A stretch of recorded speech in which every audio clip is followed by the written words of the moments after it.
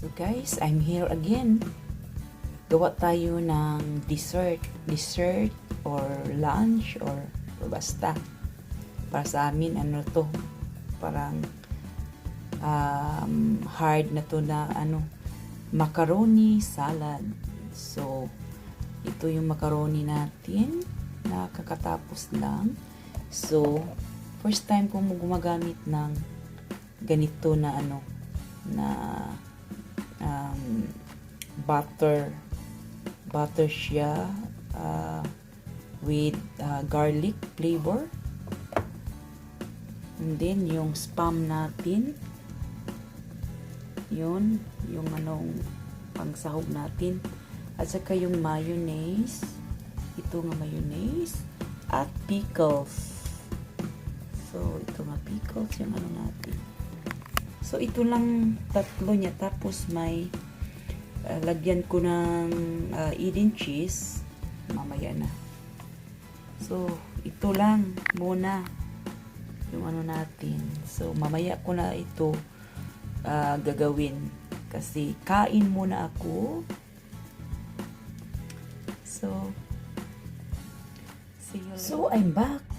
Ito na yun guys, yung nilagyan ko na nitong yung garlic niya. Then yung mayonnaise natin, kulangan pa to.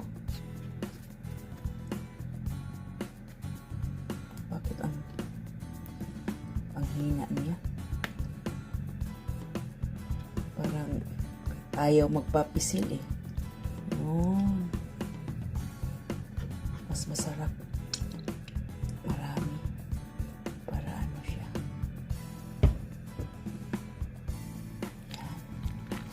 Yan. Tapos yung spam lagay na natin.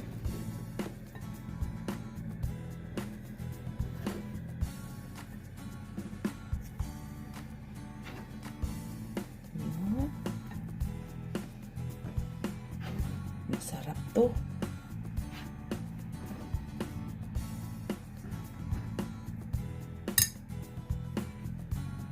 Yan.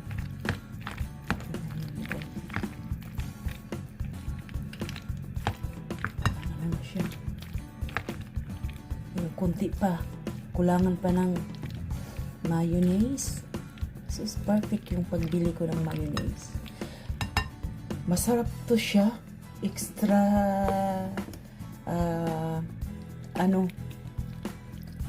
sanang extra smack may taste ba? May taste siya. Never. Yung anak ko talagang magaling talaga yung anak ko maghanap ng mga ganitong bagay ba na maka-extra ng. Pero first time ko na gumawa ng macaroni salad na may butter, garlic butter daw yun, siya ba, gimix. Masarap siya. Tikman natin na. Iba ang taste niya, mas malinamnam. Parang okay na yung niya ng mayonnaise. Sasarap kasi may ham na medyo alat-alat. Yung simpleng recipe, kain ka na nito. Baunin ko to bukas.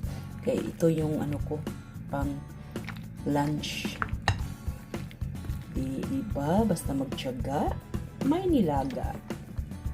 Yun ang ating macaroni salad with ham. Yung niya. Guys, tama na to. Okay na yung niya. Yan, may pickles pala ito. Yung pickles talaga, dagdag sarap yung pickles niya. Okay, yun na yung natin. macaroni with spam, ham,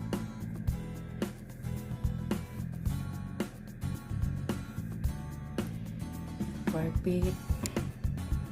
Basta pwede dessert, pwede lunch mo kasi ano lang to, carbohydrates. Pasta. Yun na guys. So, see you next time again.